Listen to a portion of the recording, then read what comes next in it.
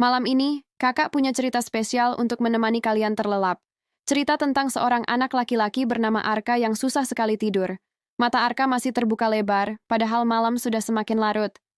Ibu yang melihatnya, duduk di samping tempat tidur dan mulai bercerita. Dulu sekali, kata ibu dengan suara lembut, di dalam rumpun bambu yang lebat, hiduplah roh bambu ajaib. Ia hanya akan menampakkan diri pada anak-anak yang baik hati, tapi sulit tidur. Tiba-tiba, angin berdesir lembut masuk dari jendela kamar Arka.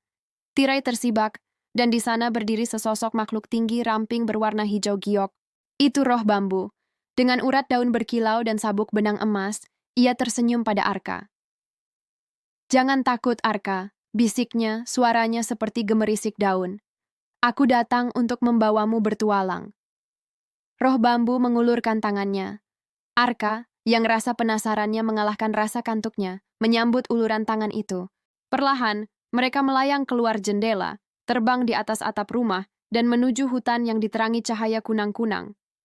Pohon-pohon tampak seperti raksasa baik hati yang sedang tidur, dan sungai berkilauan seperti permata di bawah cahaya bulan. Arka merasa sedikit takut saat mereka terbang semakin tinggi. Merasakan kegelisahan Arka, roh bambu berkata, "Saat kau merasa takut, pejamkan matamu. Tarik napas dalam-dalam, lalu hembuskan perlahan." Arka mengikuti instruksi itu. "Sekarang, buka matamu, dan coba kita hitung bintang-bintang di langit. 1, 2, 3. Arka mulai menghitung. Semakin banyak bintang yang ia hitung, hatinya terasa semakin tenang dan damai. Rasa kantuk yang tadi hilang, kini mulai datang kembali. Roh bambu dengan lembut membawa Arka kembali ke kamarnya, membaringkannya di tempat tidur yang empuk.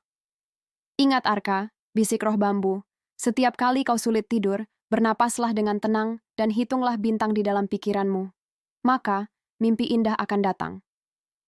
Dengan senyuman, roh bambu pun menghilang bersama angin pagi.